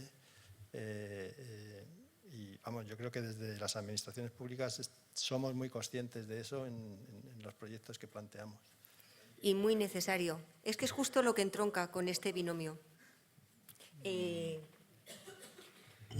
Bueno, sí, efectivamente, el ponerle dinero a esos servicios que muchas veces con esfuerzo se cuidan y se custodian y se favorecen es una asignatura súper pendiente, ¿no? Y los científicos tenemos alguna herramienta, alguna sugerencia, pero en realidad lo que hace falta también es bajarse al territorio, o sea, falta pasar de la teoría a la realidad. Hay iniciativas de bancos de hábitats y de, en fin, valoraciones del capital natural, pero realmente son más allá de algunos estudios en alguna finca piloto.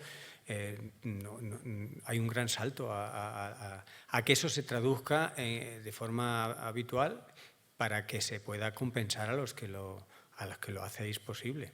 Yo creo que eso es una de las cosas que clama al cielo y que permitiría cerrar una parte de la economía que está abierta y que sigue, pues, porque muchas cuentas no terminan de casar, pues porque hay unas inversiones que no se contabilizan y hay también unos beneficios que no se sabe dónde están. Hay unas partes de la contabilidad ambiental en este lado que son muy importantes, pueden cambiar mucho el sentido de algunas fincas o de algunos territorios y de su gestión y no se hacen. Yo, vamos, como científico, yo creo que hay herramientas potencialmente para usar las que se quieran. Creo que ahora falta pues más grupos de trabajo y la administración mano a mano con grupos locales para irlo implementando. Y no sé las competencias. Yo una de las cosas que me he chocado como científico desde fuera y como dicen mis hijos, flipo en colores, es el tema de las competencias. O sea, de repente, una cosa que todo el mundo está de acuerdo, no, pero es que esto, cuidado que no lo digas tú. De hecho, nosotros escribimos un pliego grande de propuestas científico-técnicas para este tema de la infraestructura verde y todo lo que eran cosas concretas nos lo hicieron quitar o se quedó en un cajón porque, claro, a ver si le molestaba a las comunidades autónomas que desde un organismo central se dijera no sé qué. Pero si las comunidades autónomas estaban deseando que en algún sitio se dijera y era una cosa... O sea, realmente España eso se lo tiene que hacer ver porque al final es un obstáculo en el día a día para que se implementen cosas que por un lado, por otro lado, o sea, vosotros tenéis la demanda, muchos de nosotros tenemos las propuestas y entre medias hay un barullo de competencias que hace, pero ¿quién lo hace? ¿La Diputación, la comunidad, el gobierno? Uno supervisa, el otro...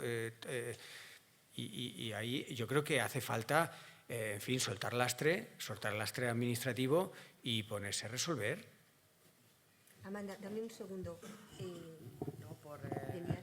El Eurostat ha sacado ya una propuesta para hacer la contabilidad. En España es el INE el que tiene que asumir esa competencia y yo aprovecho como tercer sector que soy, porque ayer ya se habló de esto también para decir que hay una persona en el INE encargada de eso y de muchas más cosas. O sea, lo que necesitamos es más personal, porque la metodología está.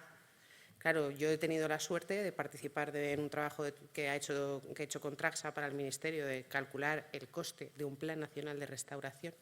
Y entonces empezamos a buscar datos y dices, sí, bueno, el reglamento está, hay una metodología, hablé con la persona, oye, ¿tienes los datos? Y me dijo, sí, bueno, pues que estoy yo sola.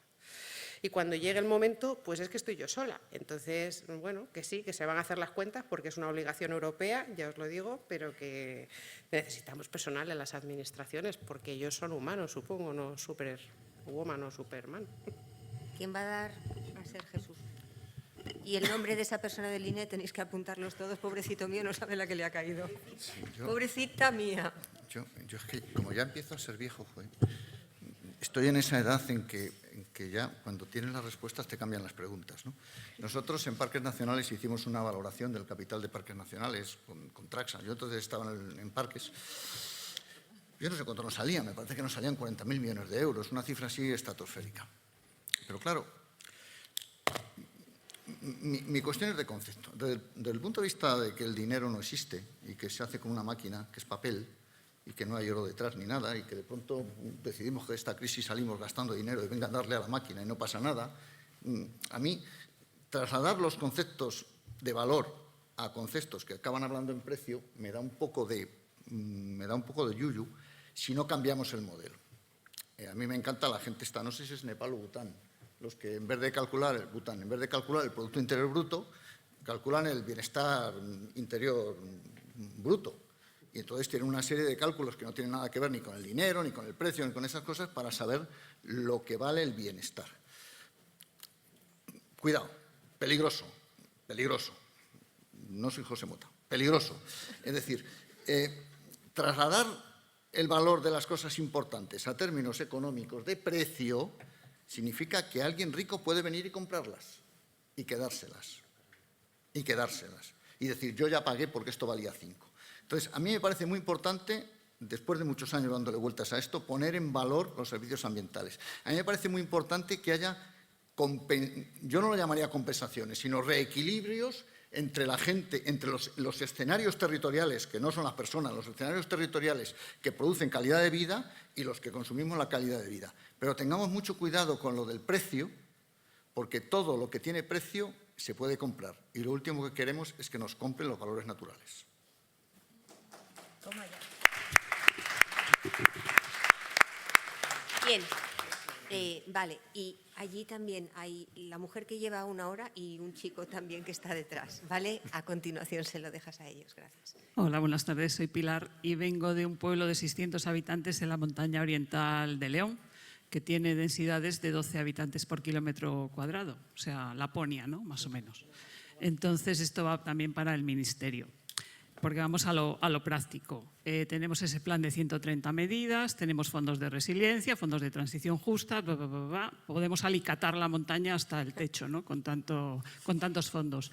Pero luego cuando bajamos a la práctica y hay que llevar esos proyectos o cosas que se nos ocurran para hacer en esos pequeños municipios, nos encontramos con que no hay personal en esos municipios para poder presentar ningún proyecto. Entonces, da igual que haya dinero, que haya fondos, que haya lo que nos dé la gana, porque como está el secretario o secretaria y la administrativa del ayuntamiento de turno, pues llegan a lo que llegan y ya no más. O sea, no se puede rellenar ni leer el bocil todos los días y el boletín. Entonces, eso desde el Ministerio, ¿cómo se plantea cambiar toda esa dinámica? Porque si no, estamos igual, ¿no? Esa es una parte. Hay otras más que, bueno, falta de tiempo no entro, pero esa es una de las cuestiones que hay que solucionar y que desde el Ministerio, ¿qué pensáis? Pues no es menor. Espera que te lo paso otra vez. Bueno, yo voy a hacer un apunte, quizás Juana luego quiere puntualizar más. Es un problema, ciertamente, los municipios pequeños no tienen la capacidad de gestión y técnica para generar o formular proyectos que puedan concurrir a estos fondos.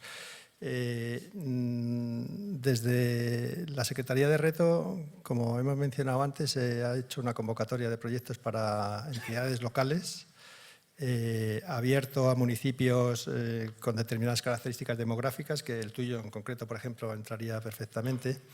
Y es una convocatoria que se está resolviendo ahora, como ha dicho Juana antes, abierto a multitud de objetivos, digamos, de reto demográfico. ¿Cuál sería la solución a eso?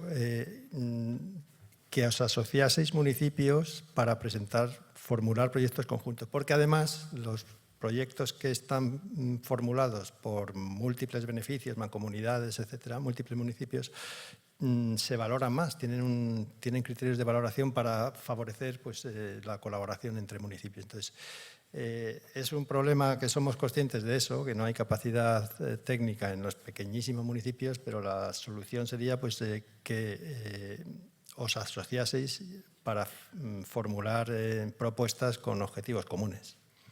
Juana. ¿Puedo? Claro. Bueno, lo que dice José Ramón, pues es una pequeña solución, pero el problema que tú planteas es un problema que tenemos desde hace muchísimo tiempo, como seguramente bien sabes tú, perdóname, me permites que te tutee, que son las capacidades administrativas efectivamente de las entidades locales, las que están despobladas y las que no. Entonces yo ahora, siempre cuando preguntas estas cosas, yo estoy obligada a decir, yo soy trabajadora de la Federación Española de Municipios y Provincias, en este momento en excedencia forzosa en la Dirección General. Yo me he dedicado prácticamente toda mi vida, como mis compañeros y compañeras, a intentar ayudar a los ayuntamientos, precisamente en esa falta de capacidades que tenéis. Entonces el desafío es, yo creo que es un desafío también del conjunto de la administración. Evidentemente, en lo que tiene que ver ahora en esta responsabilidad, nosotros tenemos que intentar procurar mejorar la orden de bases que redactamos cuando yo llegué. Porque hay en esa orden de bases, en el Learning by Doing, que eso me lo enseñó, esa expresión, está aquí Elena, en ese ejercicio de, siendo la primera orden de bases que estábamos diseñando desde la Dirección General, cuando hemos visto algunas de las cosas que nos han ido sucediendo, nos hemos dado cuenta que os hemos puesto algunas barreras que no eran intencionadas y que por tanto tenemos que intentar mejorar y facilitar precisamente eso, ¿no? Que si la llamada de estas convocatorias son para que se puedan presentar municipios de menor población, pues que efectivamente veamos la manera. Con todo y con eso, había uno de los proyectos que está ahí estamos intentando lanzarlo, generar espacios de apoyo para la presentación de proyectos, porque es algo además que sale permanentemente también en las reuniones que tenemos a nivel de gobierno de los ministerios con la cantidad de fondos que han llegado del plan de recuperación, ¿no? Que parece que se nos pueden indigestar un poquito y desde luego nosotros lo que queremos es tener esa mirada de ver cómo podemos al menos ir solucionando. Aprovecho que cojo el micrófono para decirle a Fernando que en el preámbulo del plan de 130 medidas, aparte de esas palabras, aparecen muchas otras. Te animo. Pues yo te animo, más que nada porque lo escribí yo. Así que yo, por alusiones, te puedo asegurar que puse derechos, derechos, derechos, oportunidades, igualdad, igualdad, igualdad, alguna economía también, porque nos lo reclaman y yo lo dejo aquí. Muchas gracias. No hay ecología. Sí, bueno, como una manera de ecología. ¿Tú crees que va a pasar un preámbulo por parte de nuestra vicepresidenta tercera sin que no esté el tema medioambiental? Por supuesto que sí. Bueno, yo lo dejo ahí y ya si quieres luego lo hablamos. ¿Ves? Es debate, ¿eh? Bueno, hemos llegado realmente a un cuello de botella, ¿no? Realmente ahí con la burocracia hemos topado. Es que pasa en general en todos los sectores en cuanto hay que hacer trámites. Yo no sé si, Elvira, vosotros tenéis alguna experiencia en cómo superar todos estos trámites, esta burocracia, esto que ralentiza tanto que la gente dice es que no puedo, es que hace que muchas personas se rindan. Bueno, nosotros la verdad es que desde hace 7 años que empezamos a trabajar, hemos optado por la búsqueda de financiación que nosotros hacemos para desarrollar proyectos es con entidades privadas. ¿Por qué? Pues porque es mucho más accesible, bueno, para nosotros es más accesible, más rápida, menos burocrática y tenemos la capacidad de abordar los proyectos, las solicitudes, ¿no? Las propuestas y es mucho más ágil. Entonces, bueno, pues es verdad que hemos encontrado ese camino para saltarnos toda esa parte de cuello de botella de la burocracia, aunque es cierto que, bueno, tenemos algunos proyectos con los grupos, los GAL, ¿no? Bueno, en Andalucía el Grupo de Desarrollo Rural, y sí nos hemos dado cuenta que, bueno, que es de los principales obstáculos o retos a los que nos enfrentamos en la búsqueda de financiación, que es con la burocracia, con las entidades públicos, para fondos públicos. Y bueno, pues lo que sí trabajamos nosotros mucho con los ayuntamientos es poniéndolos en contacto con financiadores privados que apuestan por apoyar proyectos de restauración en los municipios. Pero eso se escapa un poquito de lo que estamos hablando, ya es una salida, una opción precisamente para eludir otros cauces de dinero público. Tenía un matiz. Aquí, si me Jesús permites tiene un segundo, matiz y te segundo. juro que va. Sí, el matiz es muy sencillo. Yo creo que es que el problema no es la burocracia. El problema es por qué tú no tienes dinero para desarrollar tu proyecto directamente. El problema es una distribución de fondos públicos que te condiciona la ejecución de los proyectos de tu municipio porque todo recae en otra administración que tiene otras competencias. O sea, el problema es que al final nos pasamos la vida pidiéndole, los que tenéis que hacer las cosas, pidiéndole dinero al que tiene dinero pero que no tiene que hacer las cosas. El problema es que no acabamos nunca de simplificar el país. Y este es un problema, que no acabamos nunca de simplificar el país. Entonces, las administraciones locales, que para mí son la clave de la solución del problema territorial rural, para mí la clave, tienen que depender de otras administraciones para conseguir la financiación. En ningún lugar del mundo las personas, el ente que tiene la clave de la respuesta no tiene la capacidad para dar la respuesta. Y el problema es ese, que tenemos una organización política, económica, administrativa, en que no le damos las capacidades al que tiene que poner las respuestas. Bueno, nos quedan 10 minutos, pero el debate es tan interesante y vuestras preguntas ponen tanto sobre el suelo, los pies en el suelo, que vamos a seguir un poco más. Hola, bueno, justamente acabas de nombrar suelos y de eso les voy a hablar. Bueno, yo soy Laura, soy de Educación y Control Ambiental y soy de Canarias. Y bueno, estaban hablando antes mucho sobre, bueno, hablamos mucho de los suelos, ¿no? Del aprovechamiento de los suelos para las construcciones, las infraestructuras renovables y demás, pero no he escuchado a nadie aún hablar sobre lo que sería la restauración de los suelos. Y además tenemos que Canarias es un ejemplo de biodiversidad clarísimo y podríamos aprovecharlo y centrar un punto de actuación para planificar esas zonas como zonas de actuación con un alto valor paisajístico y aún no se está enfocando eso y Canarias teniendo en cuenta que puede ser una zona de alto riesgo siendo zona sur, pues mi pregunta es esa, ¿no? De cuándo o si hay alguna propuesta para poder restaurar suelos. Han hablado antes de agricultura regenerativa y se ha hablado también de paisaje. Pero Yo llegué tarde, perdón. Sí. ¿Alguien te puede responder? Sí. Amanda.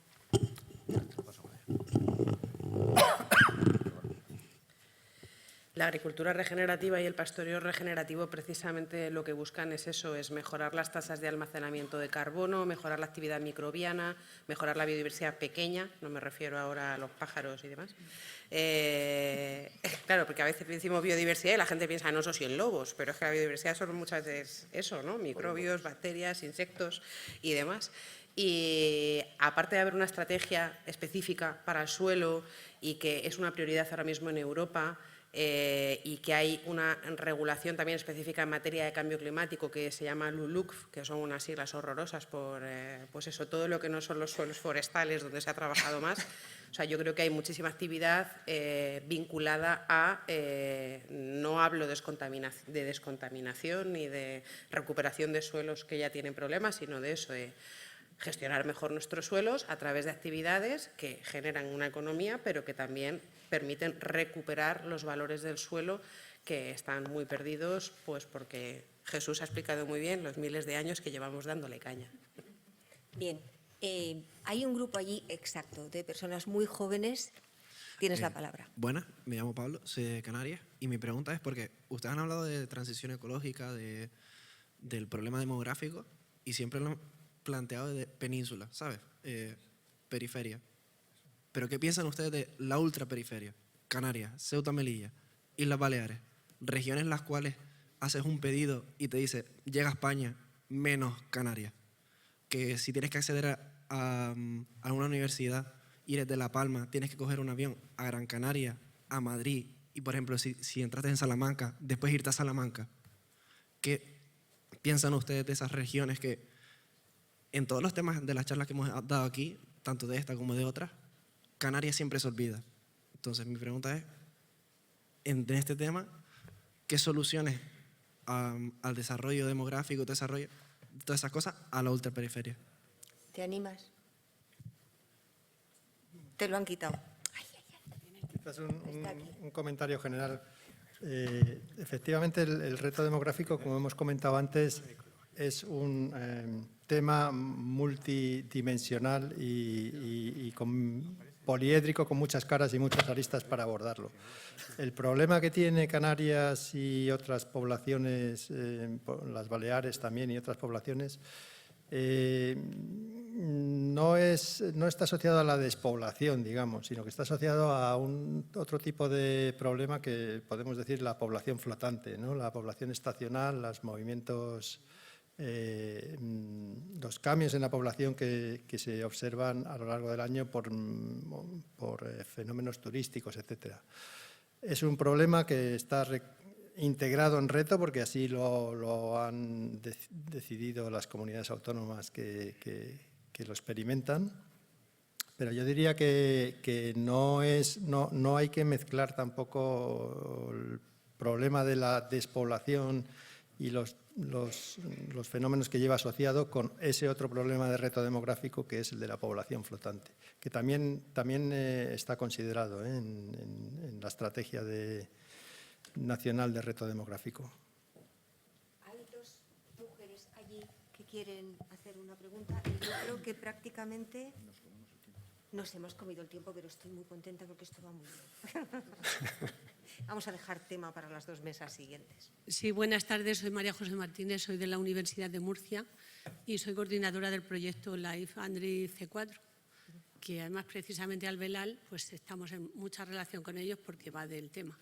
El proyecto nuestro es el 5º año, termina ahora, y lo quería decir más que nada por información y además por comentar que precisamente lo del reto demográfico y la transición, lógicamente, tienen que ir absolutamente de la mano. El proyecto nuestro, cuando lo planteamos… Perdona, no pretendo interrumpirte mucho, pero ¿tienes alguna pregunta para las personas? Sí, bueno, si era la misma, la pregunta es… Es porque quedan 5 minutos, entonces… Porque la pregunta es una pregunta-respuesta, porque he oído hablar de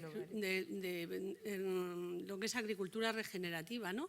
La agricultura regenerativa es una parte más, pero yo le quería comentar, para la gente que no sepa del tema o que no haya conocido el proyecto, que nosotros sí que tenemos una medición, hemos hecho en 5 años, experimentalmente hemos valorado servicios ecosistémicos y captación de carbono, porque es un tema de clima, es adaptación al cambio climático de la agricultura de secano mediterránea. Te agradezco mucho tu aportación.